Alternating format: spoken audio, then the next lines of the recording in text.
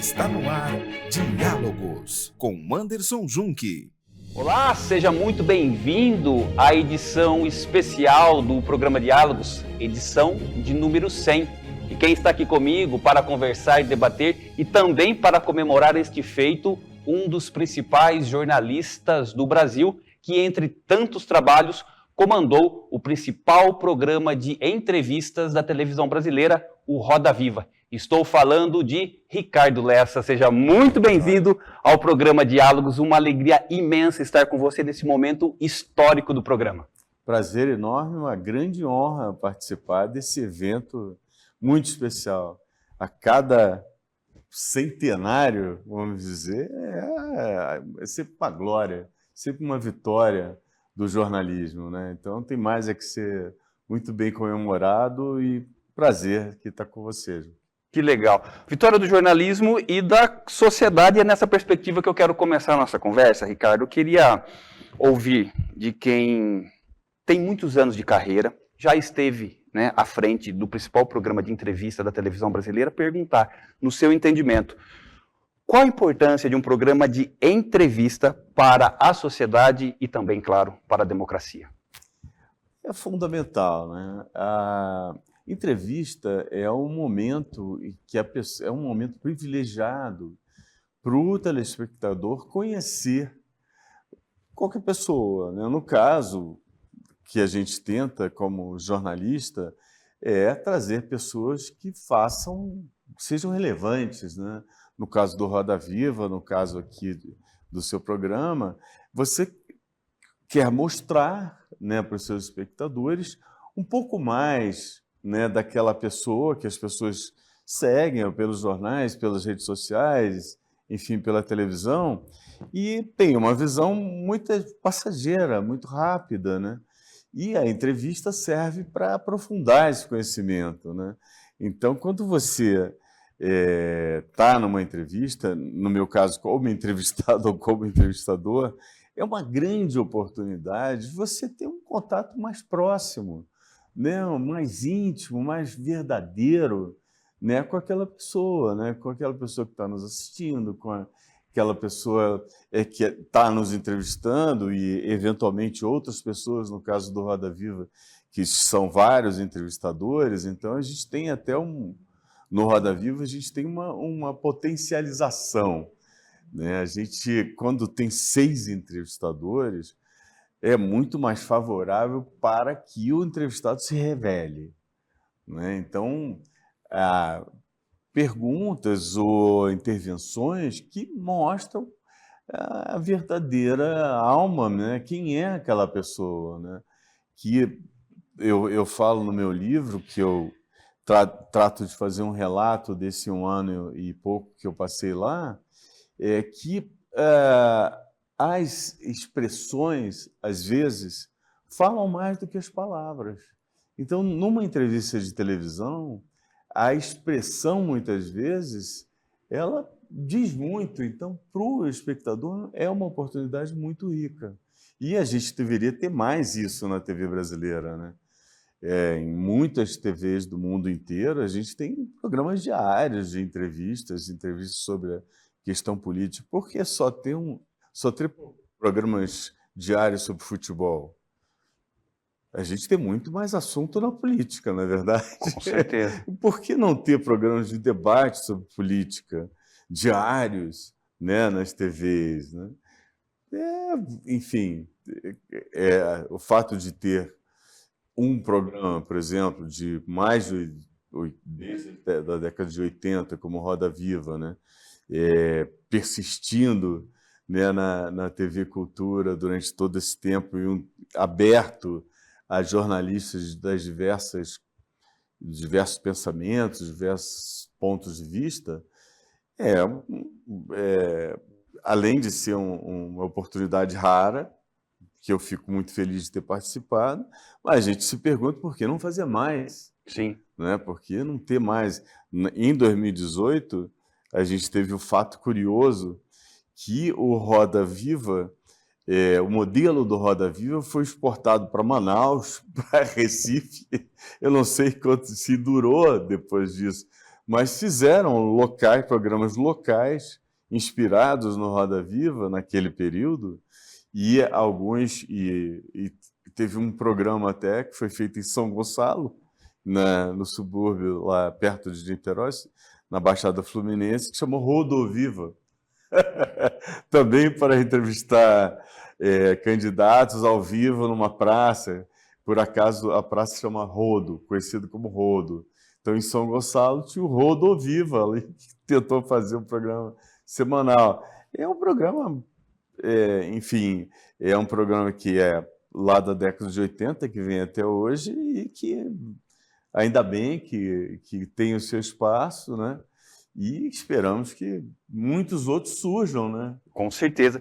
E nessa perspectiva de você ter vivido, né, o fato de ter comandado este programa, para a tua carreira profissional, o que significou essa experiência, Ricardo? Olha, eu diria, eu tive momentos de grande felicidade, né, nos meus quase 50 anos de jornalismo, de premiação, né, momento que o jornalista sobe ao palco para receber aplausos, né, a gente prova um pouquinho do que os artistas sentem, né, o que é você ter aplausos de um auditório, ter aplausos de companheiros de profissão, sempre momentos muito especiais. E agora, certamente, o Roda Viva é um momento, para mim, um clímax da minha carreira. Eu lancei livros, e livros também são momentos muito importantes, né? São filhos que a gente põe no mundo, né? Agora, o período para mim, no Roda Viva, foi extremamente satisfatório, de grande felicidade, que teve muitas lutas. Eu convido a vocês a lerem meu livro, Como Girei a Roda, que relata o meu período lá e fala um pouco da história do programa. Período que, claro, que essas coisas boas não aparecem sem também suas lutas, seus conflitos, isso é natural, né? E eu fui muito feliz, fiz, durante meu período lá na TV Cultura, além dos programas de segunda-feira habituais, fiz outros extras no meio da semana, no período eleitoral, fizemos programas em outros dias da semana, enfim, porque a demanda existia, né? Então, além do habitual da segunda-feira, fizemos também outros, e foi muito legal, foi muito bom. Eu quero fazer um recorte nessa experiência do Roda Viva. Você teve uma oportunidade de entrevistar os presidenciáveis no ano de 2018. E você fez uma fala que eu achei maravilhosa sobre essa perspectiva do entrevistador. Eu vou abrir aspas para você e depois vou pedir para que você comente a sua própria fala sobre essa experiência de conversar, de entrevistar os presidenciáveis de 2018. Abrindo aspas, você disse assim: o trabalho da gente como jornalista é dar ao público a informação sem tentar enfiar a colher. Fecha aspas. O que é que você estava querendo dizer exatamente com isso? Eu acho que os candidatos, a gente deu a oportunidade, foi muito feliz a gente poder dar a oportunidade a todos os candidatos, começando pela Marina e terminando com o Bolsonaro. Então, todos os candidatos tiveram a oportunidade de ficar mais de uma hora se expondo ao público e se expondo às perguntas, né? Eu, como âncora do Roda Viva, eu procurava não enfiar a colher no sentido de deixar aos meus colegas, né, a oportunidade de perguntar. Evidentemente que eu também sou perguntador, né, e vou perguntar também. Mas a oportunidade para o candidato era de que ele se expusesse sem nenhuma limitação. O Bolsonaro, quando foi ao programa, foi entrevistado por jornalistas dos diversos órgãos de imprensa, sem interferência dele, embora ele tenha tentado antes, colocar alguns amigos, vamos dizer assim, perguntadores, mas não foi assim que aconteceu. Aconteceu com perguntadores dos diversos órgãos de imprensa, como aconteceu com Marina, Boulos. Tivemos entrevistadores tanto do extremo ideológico conservador, como hoje deputados lá do PL, que na época não eram deputados, como o pessoal mais ligado, vamos dizer, ao PT. Então, a gente procurava dar uma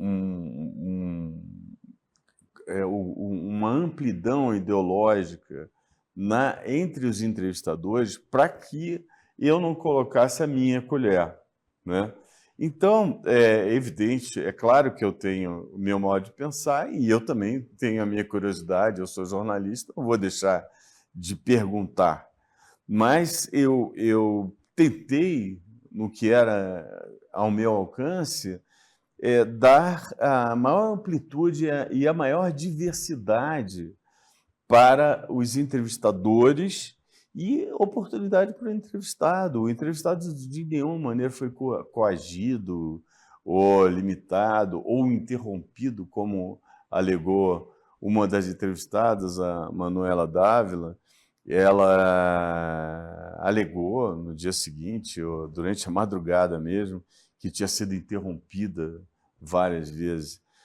Em primeiro lugar, é quase impossível interromper a Manuela Dávila. Ela tem uma capacidade de falar assim, quase 1000 palavras por minuto. Então, é muito difícil interromper a Manuela. E não é verdade, né? A gente entende isso, porque era uma campanha política. Ela usou um pouco, né? Ela teve 1 milhão de visualizações, né? Como o Ciro Gomes teve 1 milhão de torno de, né, de visualizações, o Boulos. O programa teve muita visualização, somente no YouTube, porque era o dia seguinte, aquela coisa do horário do Roda Viva meio tarde, né? Então todo mundo via no YouTube, né? Via no horário que convinha. Então a gente procurou, até me surpreendeu a crítica da Manuela, né? Por ser uma enfim, jovem e tal, me surpreendeu muito o ataque da Manuela, inverídico, né? Que ela nos acusou e tal de machismo, de interromper e tal, não sei o quê, enquanto ela teve uma perfeita oportunidade para falar, assim como teve o Bolsonaro também nos acusou, né? E a equipe do Bolsonaro nos acusou de foi um fuzilamento, vocês foram, enfim, cruéis, coisas do gênero, né? Enquanto as perguntas em que ele pior se deu, né? Como ele se enrolou mais, foram perguntas, uma do Frei Davi, que perguntou sobre as cotas para o Bolsonaro. O Bolsonaro falou que os portugueses nunca tinham pisado na África. Então, o Frei Davi não era um jornalista, ele simplesmente perguntou se o senhor vai manter as cotas ou não, né? E ele falou uma bobagem, que é de uma pessoa do pré-primário não falaria isso, né? Sabe que isso não é verdade. Então, muitas vezes até fomos atacados, normal, né?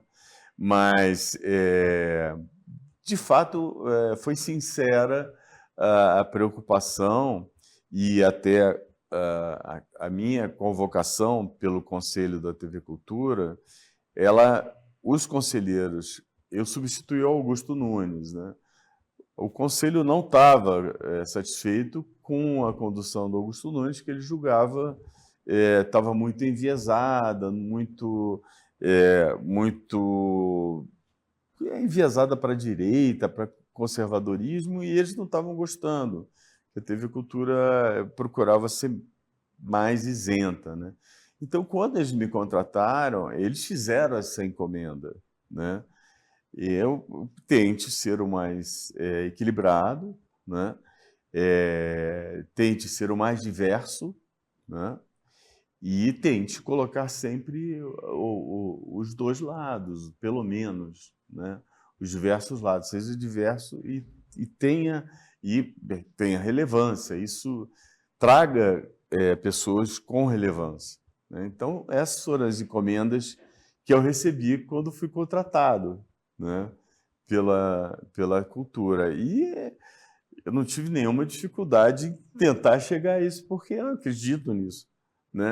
Acho que a missão do jornalista é essa, né? Então, foi o que eu tentei fazer. Que maravilha, bom, que legal.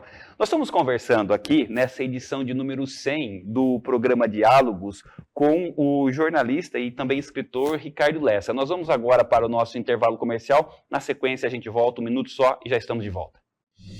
Estamos apresentando Diálogos com Anderson Junque. A futura casa dos seus sonhos está aqui na Imobiliária Euroconte. Abrimos portas e apresentamos a vocês as possibilidades de adquirir seu imóvel, atuando há mais de 19 anos no ramo imobiliário e 30 anos em contabilidade. Oferecemos serviços como compra e venda de imóveis, terreno e construção, lançamentos de empreendimentos e serviços contábeis gerais, como RH, financeiro e fiscal. Nós ajudamos você a conquistar o imóvel dos seus sonhos. Sua obra coberta de qualidade e fechada com a segurança.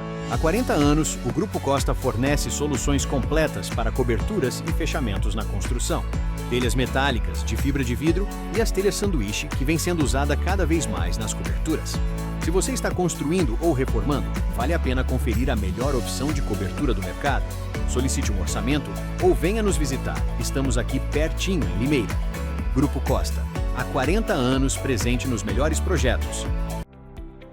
Há 30 anos, a MB Engenharia atua com tecnologia, responsabilidade e respeito ao meio ambiente.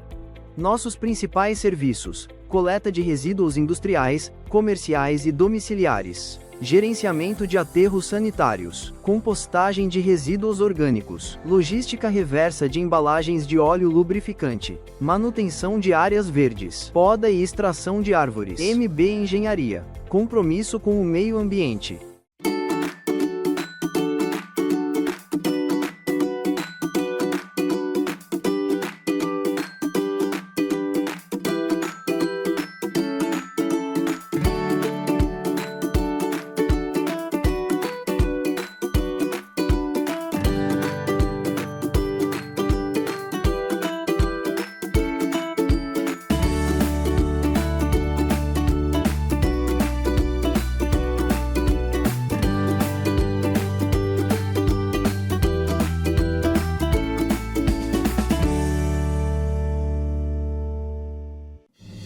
Estamos apresentando Diálogos com Anderson Junque.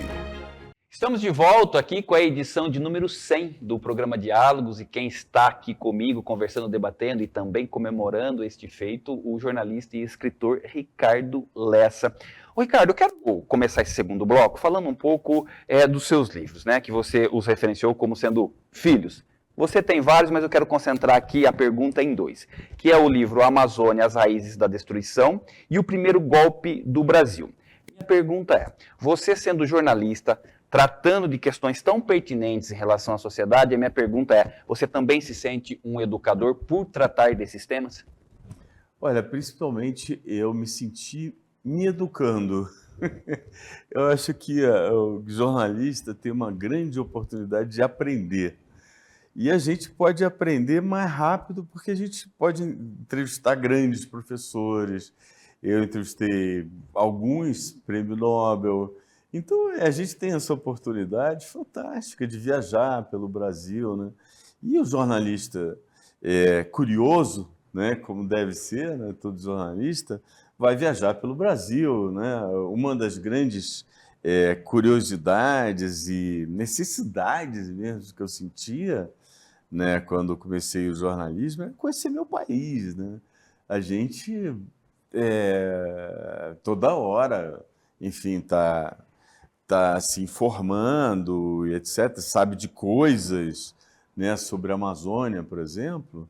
E a Amazônia, a gente vai, na verdade, ela teve o primeiro contato terrestre com o resto do Brasil só depois dos anos 50, com a abertura da Belém-Brasília.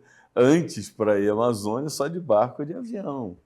Então, de fato, é um lugar remoto, né, quase mitológico na cabeça de todo mundo, né?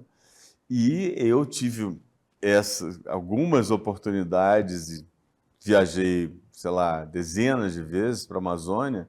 É um lugar fascinante e é praticamente um outro país. Eu escrevi, né, meu livro e a primeira frase é essa, né, que a Amazônia é de fato um outro país, né, porque todas as ligações até, sei lá, o século XIX eram mais com Portugal do que com Rio de Janeiro, né?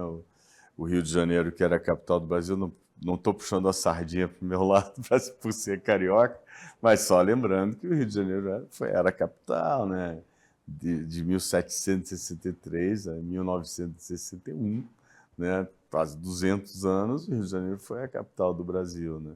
E o Brasil, que se organizou inicialmente, antes da mudança da capital e antes do crescimento de São Paulo, vertiginoso, né? São Paulo cresce muito a partir dos anos 1900, né? Que aí São Paulo arrebenta e supera todos os estados e todas as cidades do Brasil. Antes disso era o Rio de Janeiro, né? Que era a capital da República e antes a capital da Corte. E o Brasil, nessa época, se organizou em torno do Rio de Janeiro, que era a capital política, tendo Minas ali um pouco como centro, também um centro econômico importante. Então, quando você me pergunta sobre a questão dos livros, né? A minha curiosidade, né, como jovem jornalista, é sair conhecendo o meu Brasil, né?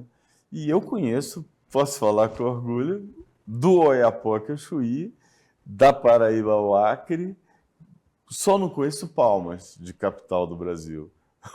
As outras capitais eu já visitei mais de uma vez, pelo menos. Macapá, Boa Vista, Rio Branco, e já fui à Cabeça do Cachorro, que é lá no começo do Brasil, lá no Rio Negro.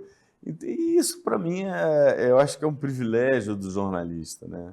Você ter isso e ainda te pagam por isso. Então é fantástico. Você realiza a tua curiosidade, te pagam por isso e eu tenho a impressão que a gente se educando, a gente educa, né, quem nos lê, né?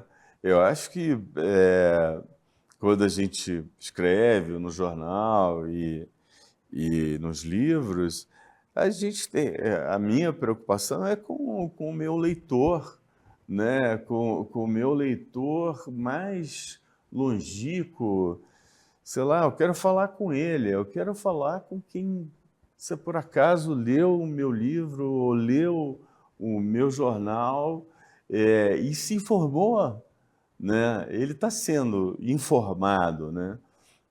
Isso é o fundamental na educação, né?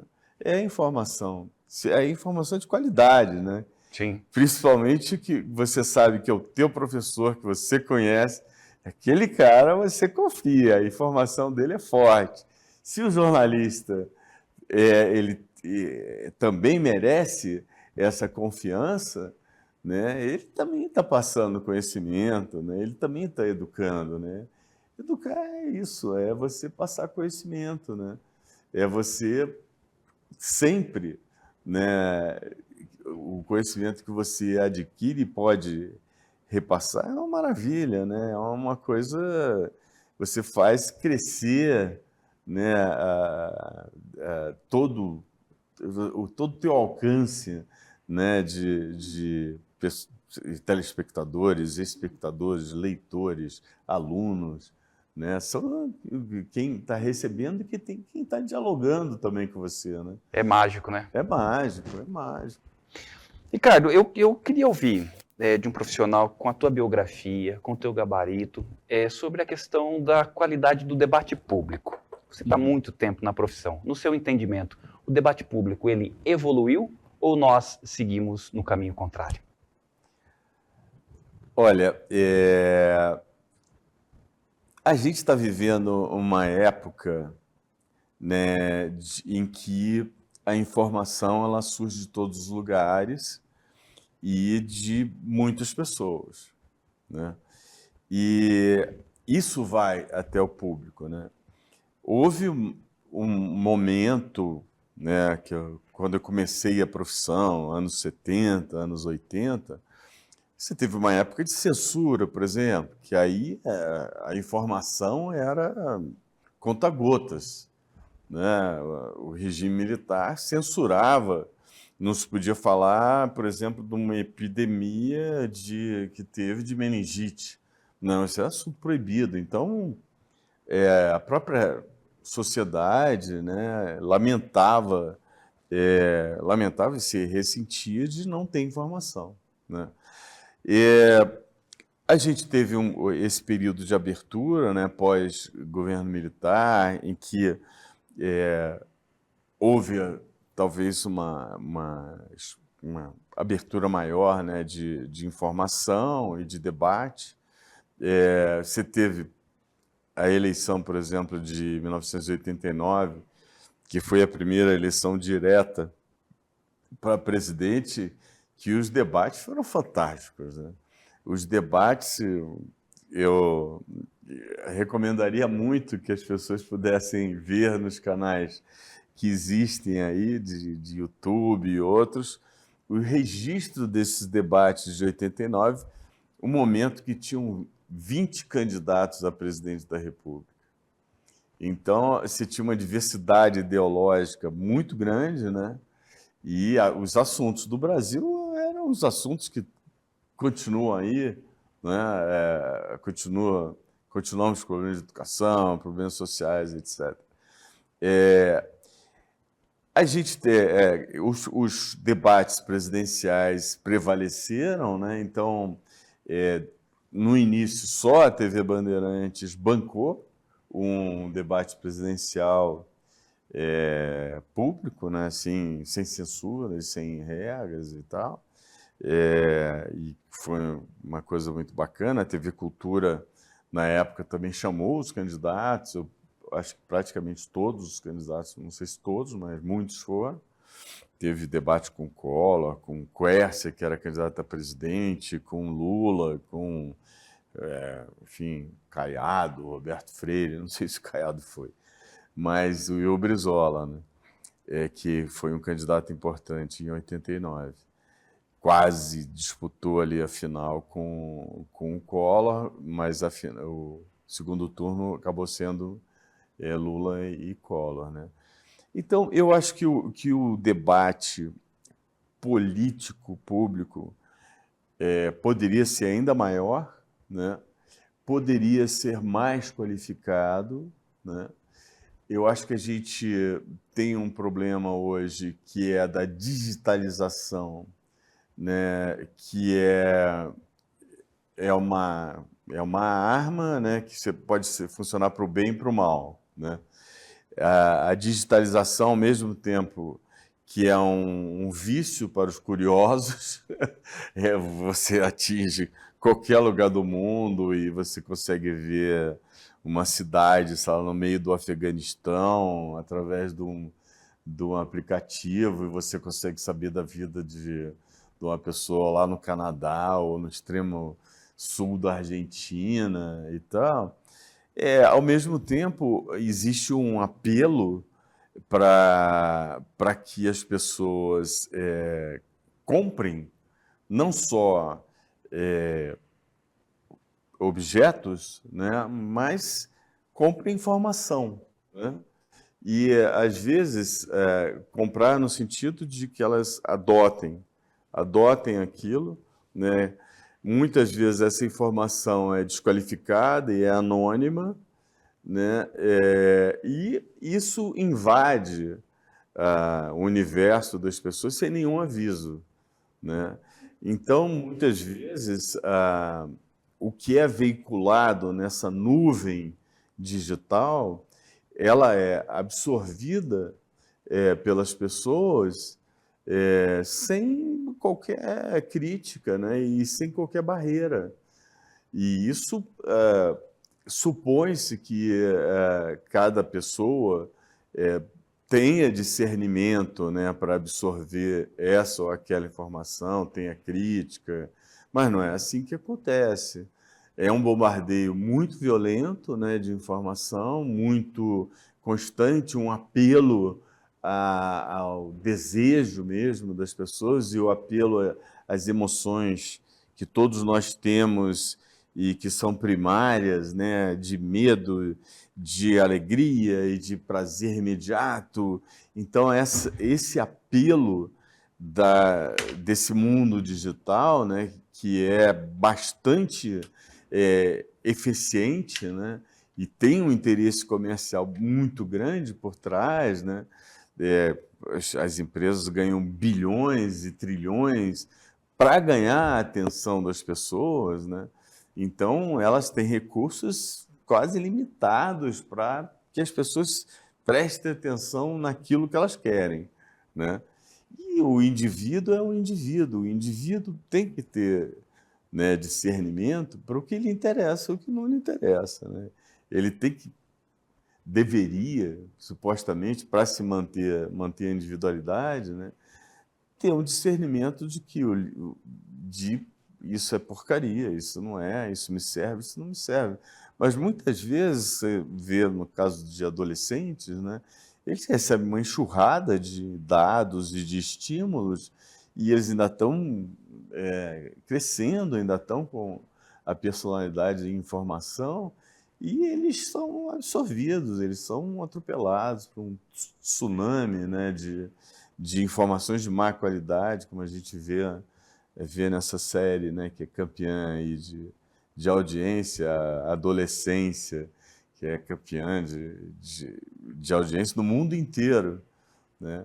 A gente vê como um adolescente foi vítima, né, de uma enxurrada de dados e de informações dos seus próprios colegas, o próprio meio social adolescente, né, leva para um lado e acaba levando à morte, né?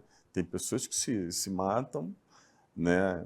Crianças, né, que se matam porque são expostas ou porque sofrem assédio de muitos conhecidos ou são muito menosprezadas, a imagem delas é muito atacada. Então, sabe, é um momento novo que se vive, né, de mídias novas, né, em que alguns filósofos e professores já pediram para vamos parar um pouco, vamos parar um pouco para a gente poder refletir, poder controlar melhor isso, né? Mas é um momento em que as coisas são muito velozes, né? Atualmente, a tua pergunta sobre debate público, o debate público é muito penetrado por isso, né? Por essa invasão, por esse tsunami de dados, de informação, e que cria, na verdade, uma poluição de dados, né? Que você recebe aquela enxurrada, muitas vezes não tem nem capacidade de separar, né, o que lhe interessa e o que não interessa, ou refletir sobre, né? Sim. Às vezes as pessoas ficam respondendo a apelos, né, que são muito fortes, visuais e emocionais, né, que não conseguem parar, né? Aquilo angustia e cria uma ansiedade que gera um moto contínuo, né? Então, eu tenho a impressão que o debate público político, que pode ser muito maior, né, no Brasil, e deve ser, né, ele é bastante penetrado por esse momento das mídias que atuam descontroladamente e de uma maneira muito veloz, muito forte, né? penetrando todo o debate, penetrando corações e mentes, né, das pessoas. Maravilha. Ricardo, eu queria falar um pouquinho sobre referências. Muitos entrevistadores têm no Ricardo Lessa uma referência. A minha pergunta é: quem são os profissionais que de alguma forma te inspiram e que você olha e que de alguma forma contribuem para a tua formação até hoje, né, como profissional? Quem são eles? Olha, eu admiro muito profissionais como o Gaspari, que é um grande jornalista. Outro profissional que eu conheci, que admirei muito, foi o Alberto Dines. Admiro muito como entrevistadora a Marília Gabriela, eu acho que é excelente entrevistadora. Acho que o Heródoto é um grande entrevistador, Heródoto Barbeiro, bom entrevistador. No Roda Viva ele teve grandes atuações também. E assim, como não só como jornalista, mas como jornalista, humorista e homem de imprensa, para mim o Milor é um gênio brasileiro. Se foi recentemente, né? Mas tudo que ele tocava, ele era muito brilhante, muito íntegro, sabe? Ele teve uma longuíssima carreira, né? Que veio dos anos 60, passou por praticamente os principais órgãos de imprensa do Brasil. Eu acho ele fantástico, sabe? Uma leitura que me faz rir e me dá prazer até hoje, né? Além disso, ele foi tradutor, e as traduções dele são excepcionais. Eu acho realmente uma figura maior assim da imprensa brasileira, um self-made man, um cara maravilhoso, maravilhoso. Ricardo, eu queria muito te agradecer por esse presente que você nos deu, tanto ao programa Diálogos quanto à TV Todo Dia. De verdade mesmo, queria que você levasse aqui dessa casa toda essa gratidão por esse momento memorável nessa edição de número 100 do programa Diálogos. E eu vou pedir então, nas suas considerações finais, vou abrir aspas aqui para uma grande referência da comunicação, do jornalismo, e pedir então para que você comente e já faça então as suas considerações finais, que é uma fala do Cláudio Abramo. Ele diz assim, abrindo aspas para ele: o jornalismo é, antes de tudo e sobretudo, a prática da inteligência e o exercício cotidiano do caráter, fecha aspas. Comente. Tenho a impressão que esse é o céu do jornalismo, né? É aquilo que nós imaginamos da melhor prática da imprensa, é o que os jornalistas anseiam, e como deve ser praticada a nossa profissão, né? Com inteligência, com ética, né? E que isso realmente o Cláudio, ele estabelece o nosso horizonte, né? O que nós devemos perseguir. Maravilha. Ricardo Lessa, obrigado, querido. Saúde e paz. Espero contar com você em outras oportunidades. É um prazer muito grande, uma honra participar desse 100º programa. Maravilha. Obrigado. Saúde e paz. Igual. Você assistiu aqui a edição de número 100 do programa Diálogos. Fique atento aos nossos canais para receber outros conteúdos. E sigamos agora para as próximas 100 edições. Um forte abraço para você e até mais.